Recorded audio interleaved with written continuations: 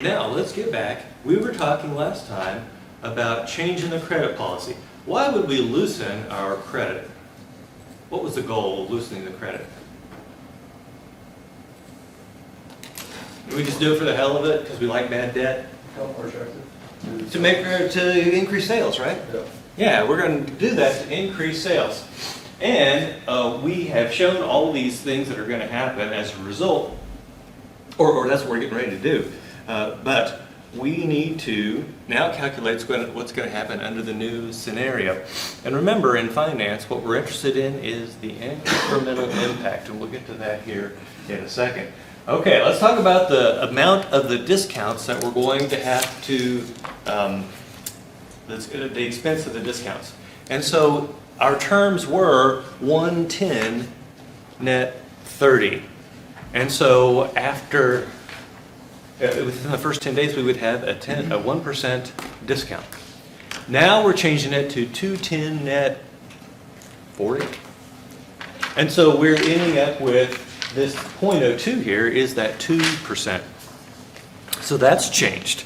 And then the next number is the annual amount of sales. Our annual amount of sales was 400 million. Now we are projecting them to be 530 million. And so that number has also changed.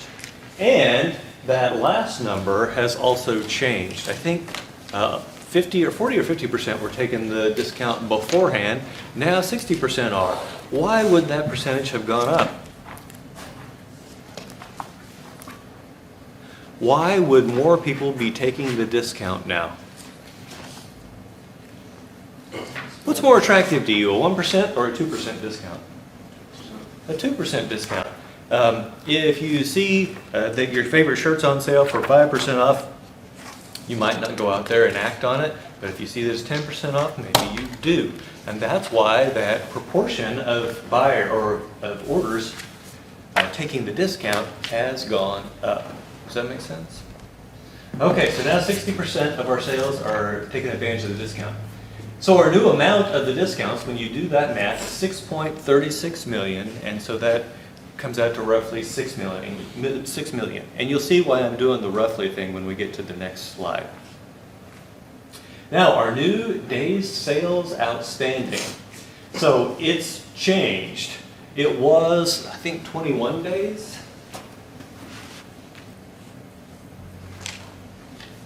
Yeah, it was 21 days, and now it's 24 days. And let's see why that is. Now we've got 60% of people taking advantage of that 10 days, but now we've got 20% paying in 40 days and 20% paying in 50 days. And so that's going to bring us out to 24 days. In other words, our day sales outstanding, also known as our day sales and receivables or average collection period, has increased by 3 days. So our new accounts receivable carrying cost. Our days sales outstanding is 24. What's in the parentheses? What would be a name for that?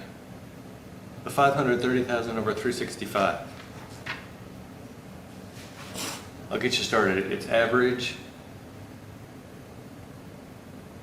Okay, so what's 530 million? That's our new estimate of annual sales, right? And so if we take that and divide by 365, why do we divide by 365?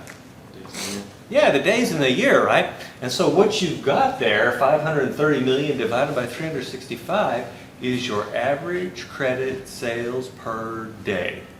So we're taking the 24 days sales outstanding multiplied by the average days credit sales per day. Those two things multiplied together give us our accounts receivable. And then to get our carrying costs, we multiply by the variable cost portion, which we said is 70%. That hasn't changed any. And then we multiply by 0.2, which is the carrying cost for receivables. Now, we talked about it last time, can anyone tell me why we are only concerned with the variable cost portion of our accounts receivable? fixed costs.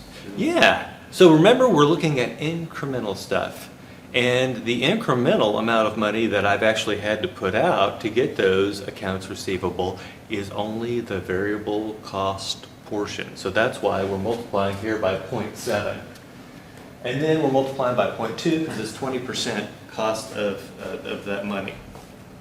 And so when we do that math out, we come out to around $5 million. And then they told us that they're going to reduce credit analysis and collection expense by $3 million, but the bad debt will rise to 6%. What was the bad debt percentage beforehand? Do you remember? I think it was 2.5%. So it was 2.5%, so that 0.06 was 0.025. The 530 million, what was it previously? Yeah, 400 million. And then let's see, what else we got there? Okay, so we multiply that out and it gives us about 32 million bucks. And so when we went from our old bad debt expense was 10 million, now we're up to 32 million.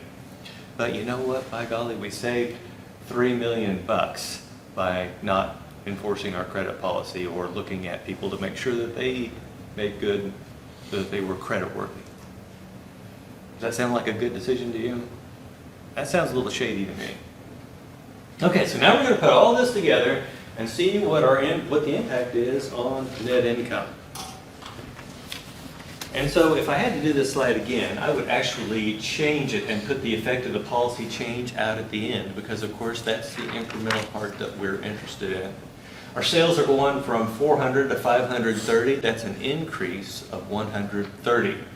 Our discounts are going from 2 to 6, so that's an increase of 4. So we have to subtract our discounts out, so our net sales are going from 398 up to 524, so that's a net change of 126. Now, I want you to, on this next line where it says production including overhead, I want you to change that. It should be production costs excluding overhead, because after all, we kept the fixed costs out. Does that make sense? And so scratch out that including overhead. That's variable cost stuff. And here's how I know that for sure. Because 400 times the 0.7, which was the variable cost ratio, would give us that 280. That's how I know that for sure. So our production costs are going to go from 280 to 371. Why are production costs going up? Simply because we're selling more stuff. Does that make sense? And I don't have a problem with our production costs going up in line with our sales. That's not a problem at all. So the effect of the policy change there is that our costs are going to go up, those costs are going to go up by 91. And so we can see our profit before credit costs takes us, we will go from 118 to 153, which is a up of 35. So far, does this sound like a good decision to you? Yeah, so far it's looking pretty good. But we've got to take account of the bad things that happen as a result of doing this. And those would be our credit-related costs. So what are our costs of carrying our accounts receivable? Well, we're going from 3 to 5. And so that's going to increase our cost by 2, our credit costs. Our credit analysis collections, we were spending $5 million a year on that. Now we're only going to be spending 2, so we're dropping 3 there.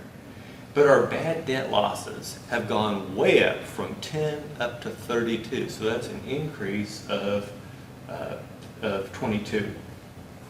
And so when I look at all that stuff, so I start with 35, and then I subtract out 21, that brings me down to 14.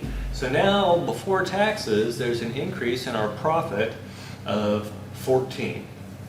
Apparently, the tax rate is 50%. How do I know that? Meaning profit, or the When taxes you or look at something. the net income, it's only half of the pre-tax profit, and so that means we must have paid half in taxes. Hopefully it doesn't come to that, but I think it may. So when I do that, that actually cuts my net income from 100, or it leaves me with 57 in net income versus 50 to begin with. We said up here, going from 118 to 153 looked pretty good. Going from 50 to 57, does it look as appealing? No, it's not nearly as big a percentage. And the next thing I want to point out is that the net income under the current policy is known with certainty. Can we say that about the net income under the new policy? No, we can't. And so some things might happen. Number one, maybe the sales increases aren't as much as we had predicted. Number two, maybe the bad debt is going to cost us more than we had anticipated. Number three, maybe more people will take the discount than we had anticipated. Why does all this come into play? Because those things are all swags. They're just scientific wild-ass guesses. How often do you think these things come out to be exactly true? Seldom. How often do you think they come out to be better than we expect? Seldom. So if it just from my personal experience in this life, what I would tell you is that 57 is probably wishful thinking. And in order to get that boost, we're going to have to take the risk that's associated with those forecasted values. And the question that you're going to have to answer in your gut is that additional money worth the risk that we're taking? And you've got to figure that out for yourself. Questions?